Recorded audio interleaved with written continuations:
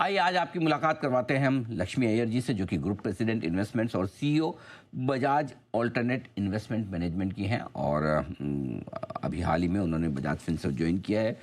23 साल तक कोटक ग्रुप के साथ वो रही हैं और इसके अलावा क्रेडेंस एनालिटिक्स वगैरह और बाकी कई सारे ऑर्गेनाइजेशंस में काम करने का लक्ष्मी जी का लंबा गहरा अनुभव है। और आपने MBA की डिग्री हासिल की है NMIMS से। लक्ष्मी जी, गुड मॉर्निंग, स्वागत है आपका। बहुत बहुत धन्यवाद समय देने के लिए इस बिजनेस को।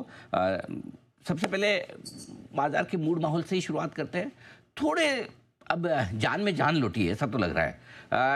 क्या लग रहा है, क्या वर्स्ट इज बिहाइंड अस, ये मान सकते हैं या खतरे टले नहीं है?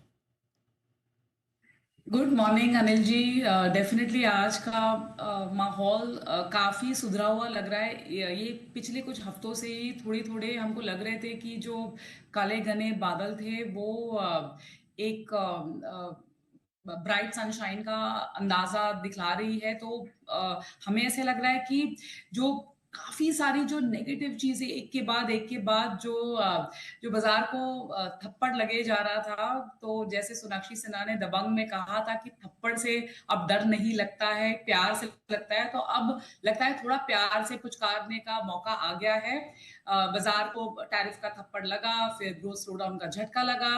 काफी सारी चीजों में ऐसी एक चीज आती जा रही है कि जो इंक्रीमेंटली जो दबाव ग्लोबल विश्व भर में हम यही देखे जा रहे थे कि एक डाइवर्जेंट मूवमेंट दिख रहा था कि यूएस के मार्केट में लगातार आपको चढ़ाई दिखाई दे रही थी और इंडिया जो है पूरे विश्व भर में अगर आप देखोगे तो सबसे वर्स्ट परफॉर्मर रहा है ईयर टू डेट तक।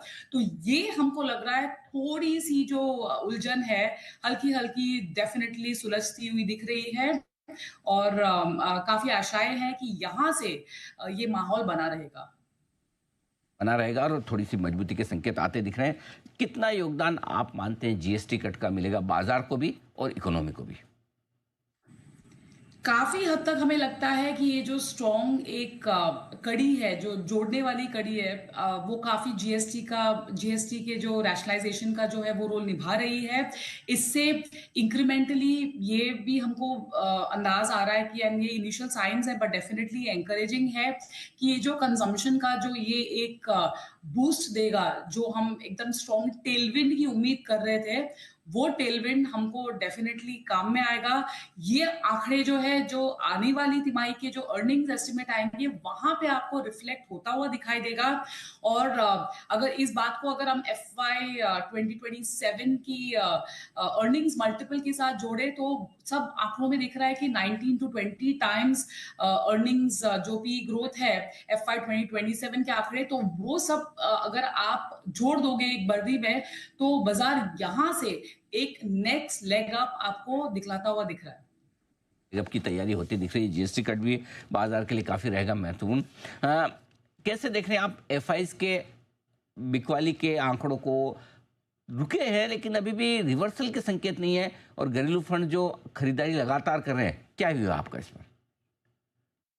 देखिए अनिल जी, 2025 खत्म नहीं हुआ है अभी और 4-5 महीना बाकी है, इनफैक्ट 3 महीना बाकी है। अगर आप देखोगे तो 2022 में जो बिकवाली करी थी विदेशी निवेशकों ने, वो नंबर पार कर चुके हैं। 1,55,000 करोड़ की बिकवाली उन्होंने अब तक करी हुई है नेट सेल्स इक्विटी बाजार में।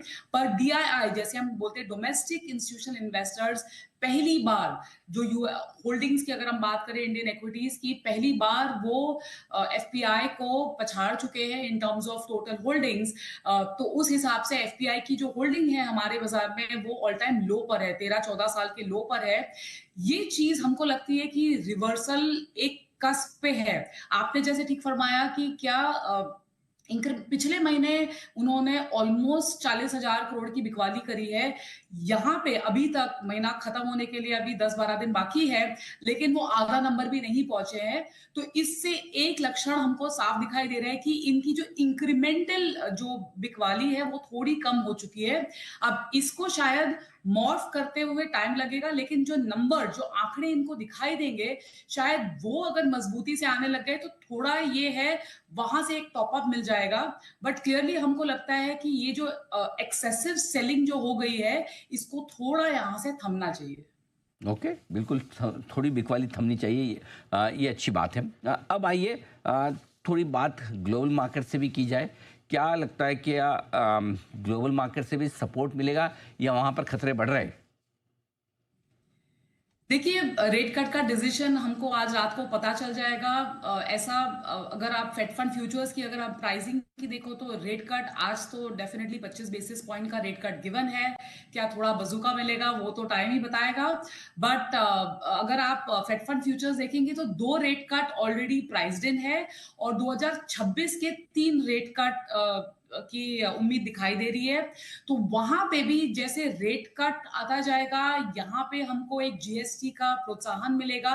तो ये सारी चीजों को जो हम जोड़ेंगे तो ग्लोबली भी हमारे लिए, हमारे देश के लिए जो टेल विंड्स है वो बढ़ते जा रहे हैं। हमें ये लगता है कि यूएस के डेटा को हम टोटली नजरअंदाज नहीं कर सकते, क्योंकि हर एक पॉकेट्स में चाहे वो हाउसिंग डेटा हो, चाहे वो स्टूडेंट लोन हो, हर जगह में आपको थोड़ी सी नमी दिखाई दे रही है। और वो नमी को अगर आपको कट निपिन दबाड़ करना है तो रेट कट बहुत ही जरूरी है, जो आपको आज एक मिलेगा।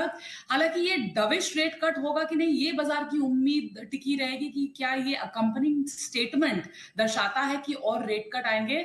हमारे हिसाब से ये आज की तारीख में डविश रेट कट हो सकता है। ओके, लक्ष्मी जी, हमारे यहाँ रेट कट की क्या सिचुएशन, क्या इस पॉलिसी में, अगली पॉलिसी में जो आएगी, क्या आपको लगता है हमारे यहाँ भी होना चाहिए? और हमारे डेट मार्केट पर इस वक्त निवेश के लिहाज से आपका क्या व्यू है?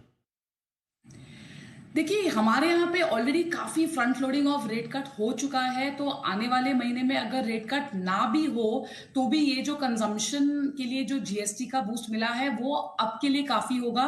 बॉन्ड मार्केट में रेट कट से ज्यादा सप्लाई से ज्यादा उनको परेशानी हो रही है। तो जो सेकेंड हाफ का जो बोरिंग कैलेंडर आएगा आरबीआई द्वारा, वहां से हमको थोड़ा अंदाजा मिलेगा कि जो लंबे एंड को, जो 30 साल 25 साल का जो बॉन्ड का सप्लाई है, अगर आरबीआई थोड़ा उसमें कटौती लाता है तो थोड़ी राहत आ सकती है बॉन्ड डील्स में। नहीं तो एक रेंज बाउंड मूवमेंट 640, अभी तो 6.5 के आसपास है, 640 645 के आसपास जा सकता है और ऊपर में 5 बेसिस पॉइंट ऊपर जा सकता है। तो एक रेंज बाउंड मूवमेंट रहेगा अगले 2-3 हफ्ते तक, जब तक हमको क्लैरिटी ना आ जाए आरबीआई क्या कहना चाहता है। क्या लगता है आपको, गोल्ड और सिल्वर का जो ड्रीम रन चल रहा है और आगे बढ़ेगा? जी बिल्कुल, सीक्वल की बारी आ गई है, स्टूडेंट ऑफ द ईयर 1 2 3 की बारी आ गई है। गोल्ड एकदम मजबूती से चल रहा है और उसके कारण तो हम सभी जानते हैं, तो वो नहीं बताऊंगी। बट ये कहना काफी है कि गोल्ड के इंपोर्ट इंडिया में कम हो रहे हैं, क्योंकि जब दाम बढ़ते हैं तो स्क्रैप सेल्स बढ़ जाता है। पर ये सिर्फ रिटेल निवेशकों का खरीदारी नहीं है, ये विश्व भर के जो सेंट्रल बैंक्स है वो गोल्ड की खरीदारी कर रहे हैं। और ये हमें लगता है ये मजबूत आंकड़ा चलता रहेगा। तो गोल्ड में अभी भी तेजी बाकी है। गोल्ड में अभी भी तेजी बाकी है, लेकिन बाजार में आप कह रहे हैं कि धीमे धीमे मजबूती का जो रुझान बन रहा है, कहाँ निवेश करना चाहिए? कहाँ आपको लगता है कौन से सेक्टर्स जोश में रह सकते हैं, कंजम्पशन से जुड़े हुए या टेरिफ से जुड़े हुए? कंजम्पशन, देखिए, एक्सटर्नल सेक्टर में अभी भी हमारा पूरा भरोसा नहीं है। तो डेफिनेटली इनवर्ट, जैसे मैंने आपको पिछली बारी भी बताया था, इंटरनल कंजम्पशन फेसिंग सेक्टर्स में हमारा रुझान ज्यादा रहेगा। बीएफएसआई अगेन हमारा फेवरेट है, वो अभी भी बना रहेगा, क्योंकि हमें लगता है कि ऑलमोस्ट जो सारे पेन पॉइंट्स है उनके आंकड़े बॉटम आउट होते हुए दिख रहे हैं वो क्षेत्र में। तो वहां से हमको एनबीएफसी हो या फिर कैपिटल मार्केट्स रिलेटेड हो, वहां पे हमको मजबूती दिखाई देगी। और मार्केट कैप सेगमेंट में large cap versus mid and small cap, हमारा रुझान मिड और स्मॉल कैप की तरफ ज्यादा रहेगा, क्योंकि वहां पे भी जो ऑपरेटिंग लेवरेज जो किक इन हो रहा है वो हमको इंसिपिएंट साइंस दिखाने शुरू कर दिए। तो वहां पे हम डेफिनेटली थोड़ा ओवरवेट रहेंगे। तो आप ये कह रहे हैं कि अभी भी एक्सटर्नल सेक्टर पे भरोसा नहीं है? आपको भरोसा नहीं ट्रम्प पे? इतना तो प्यार से बातें कर रहे हैं आजकल, तो देखो फोन भी करते हैं, बधाइयां भी देते हैं, दोस्त भी बना रहे हैं। आप कब भरोसा करेंगे फिर? ट्रम्प पे पूरा भरोसा है, लेकिन जो ट्रम्प के जो ओवरचर्स है, जो अभी जो उनकी जेस्चर्स है, उनका जो मार्केट की रियलिटी या जो सेगमेंट्स पे जो फर्क पड़ना है उसके लिए थोड़ा टाइम है। इसीलिए हम कह रहे हैं जो इनवर्ड फेसिंग सेक्टर्स है वहां पे इन्वेस्टर्स का रुझान ज्यादा रह सकता है। बिल्कुल ठीक बात है, फेयर इनफ। अभी भी थोड़ा ग्लोबल सेक्टर्स जो हैं उन पे थोड़ा सावधान रहे। जब अच्छे सेक्टर्स हैं भारतीय इकोनॉमी से जुड़े हुए तो फिर वहाँ क्यों दिमाग लगाना? बिल्कुल ठीक बात है। बहुत बहुत धन्यवाद आपका लक्ष्मी जी, समय देने के